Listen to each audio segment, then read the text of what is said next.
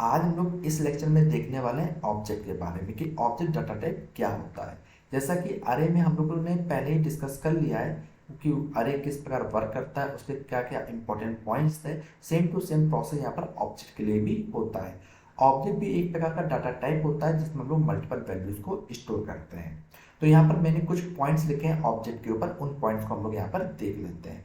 सबसे पहला पॉइंट लिखा, multiple value can be store in a single variable. मतलब कि ऑब्जेक्ट जब हम लोग बनाते हैं तो उसमें लोग मल्टीपल वैल्यू को स्टोर कर सकते हैं। उसी पॉइंट को मैंने यहाँ पर लिखा हुआ है।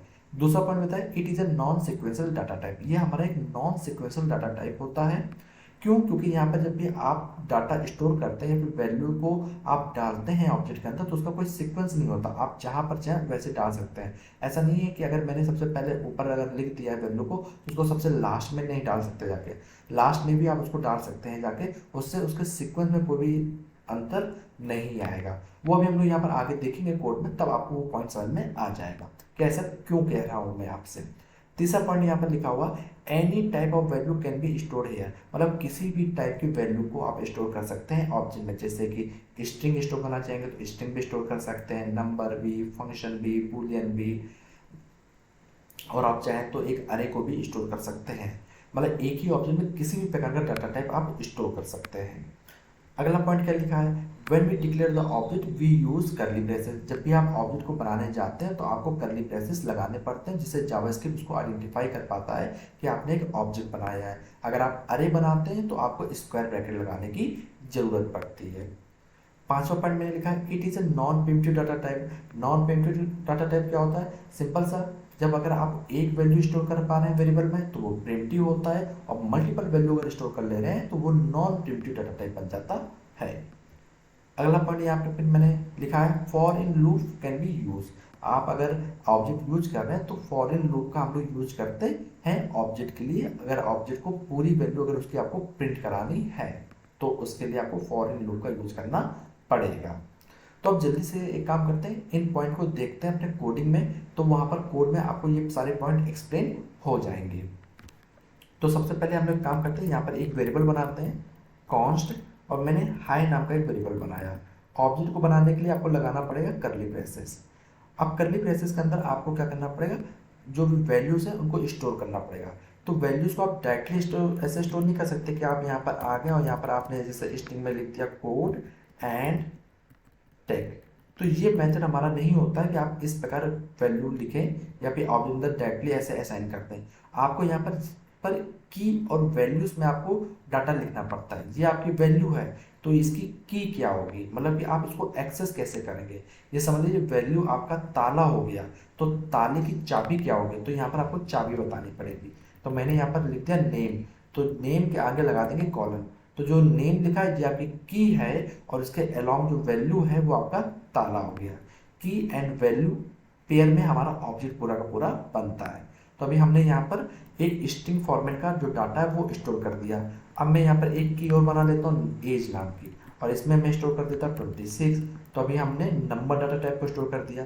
अब मैं यहाँ पर काउंट नाम का एक की बनाई।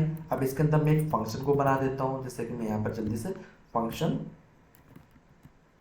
और यहाँ पर मैं कंसोल लगा देता हूँ, कंसोल डॉट लॉग, और ब्रैकेट में मैं लिख दे रहा हूँ हेलो इसके अंदर। अब देखते हैं इसके अंदर फिर मैं एक अरे भी बना देता हूँ, जैसे मैं यहाँ पर ARR, और इसके अंदर मैं अरे को डिक्लेयर कर दे रहा हूँ 100, 200।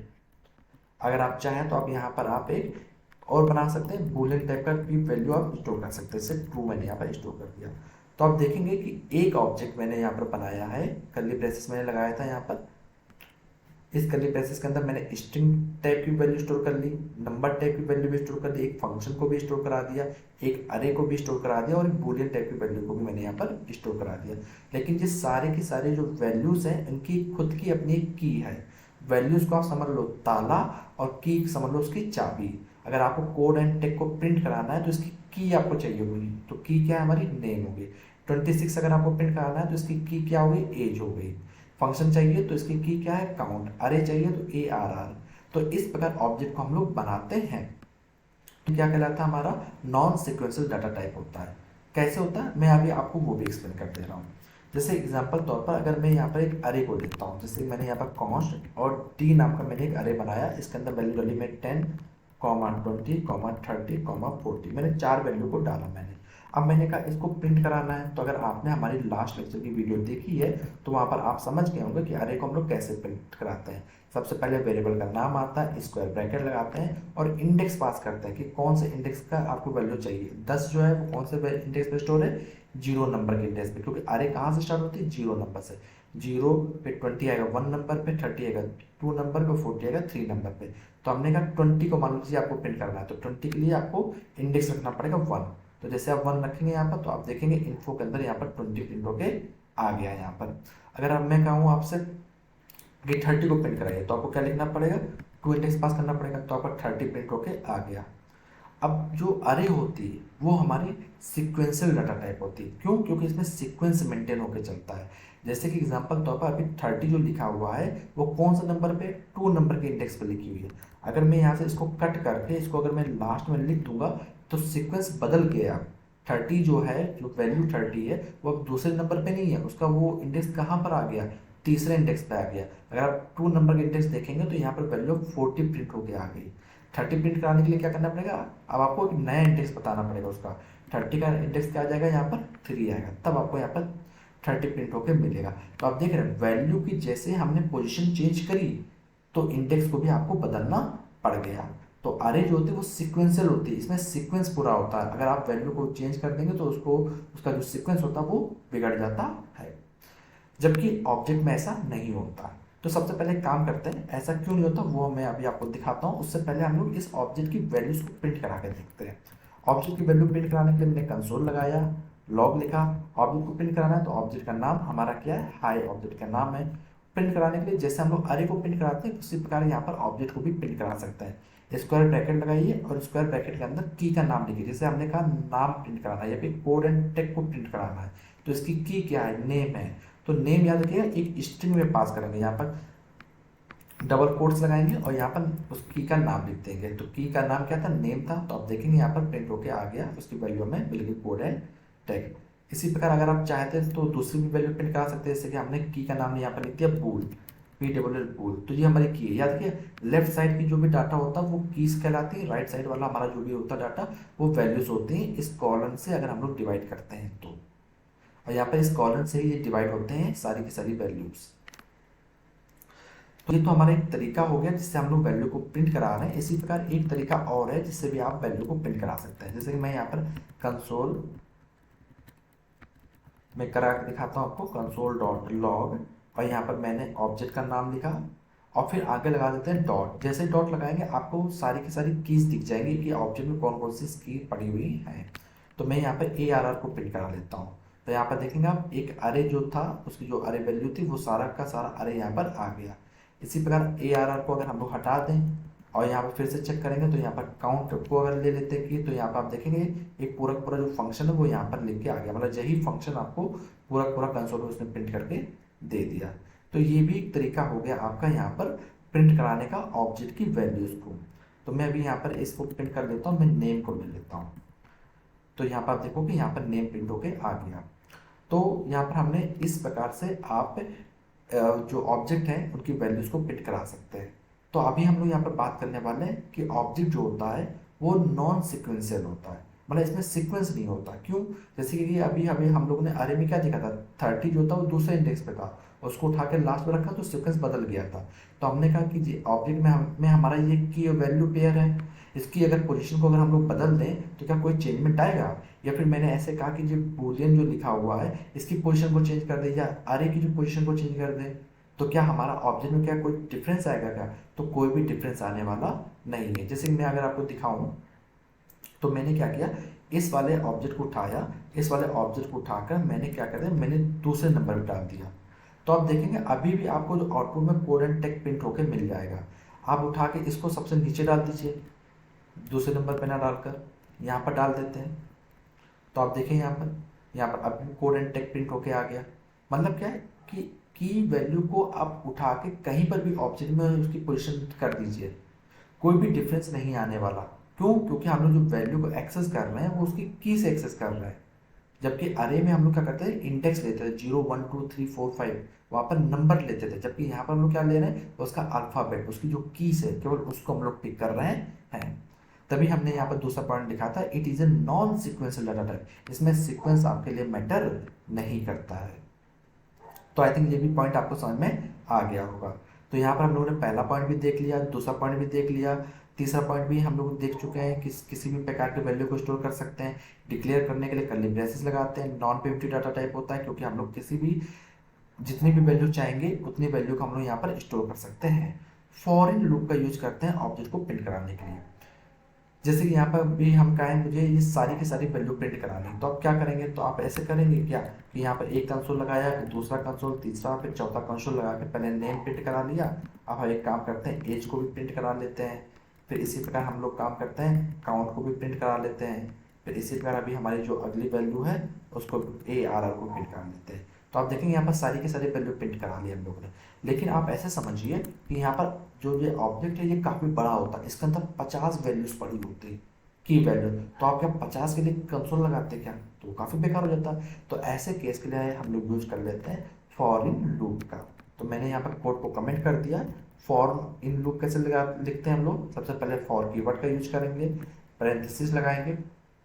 इसके बाद क्या होगा कि जब ये लूप चलेगा तो लूप कैसे चलता है, सबसे पहले एक एक को पिक करते हुए चलता है, एक एक को। जैसे सबसे पहले ये की वैल्यू पिक करेगा, फिर दूसरी बार जब चलेगा तो इस अगले वाले की वैल्यू को पिक करेगा, तीसरी बार में जे की वैल्यू को पिक करेगा।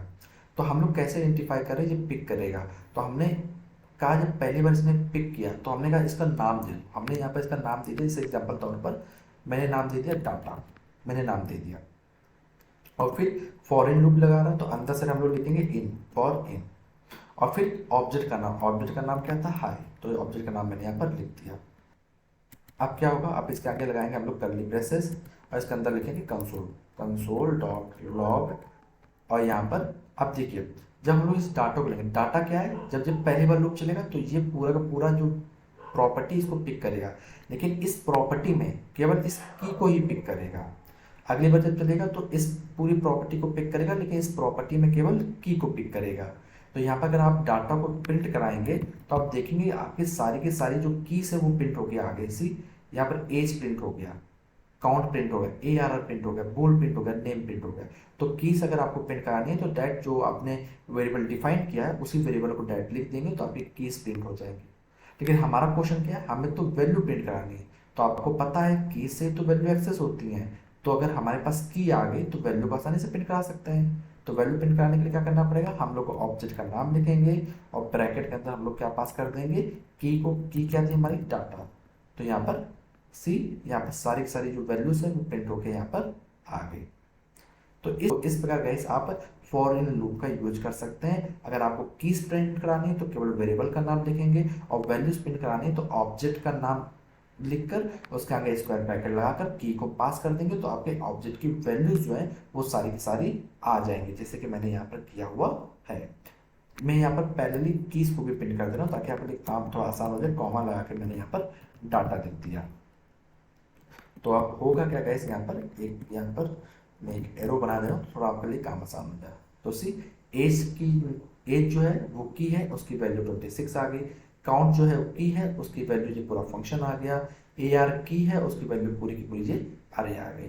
तो इस प्रकार फॉर इन लूप का यूज करके किसी भी ऑब्जेक्ट में आप इटरेट कर सकते हैं और उसकी सारी की सारी वैल्यूज या की को प्रिंट करा सकते हैं। ये केस जैसे जैसे आप कोडिंग करते जाएंगे उसी प्रकार आपको ये केसेस समझ में आएंगे कि कभी कभी क्या होता है हमें कीज की जरूरत पड़ती है, तो कीज को आपको प्रिंट कराना पड़ता है। तो उस केस में आप फॉर इन लूप का आसानी से यूज करके आप उसको प्रिंट करा सकते हैं। आगे आने लेक्चर में भी हम लोग और भी चीज़ें देखेंगे ऑब्जेक्ट के ऊपर, तो आपको नई नई जानकारी मिलेगी। और भी तरीके होते हैं कीज निकालने के लिए और ऑब्जेक्ट की वैल्यूज निकालने के लिए, बट अभी हम लोग उसको आगे देखेंगे। अदरवाइज ये वीडियो जो है वो काफ़ी बड़ी हो जाएगी।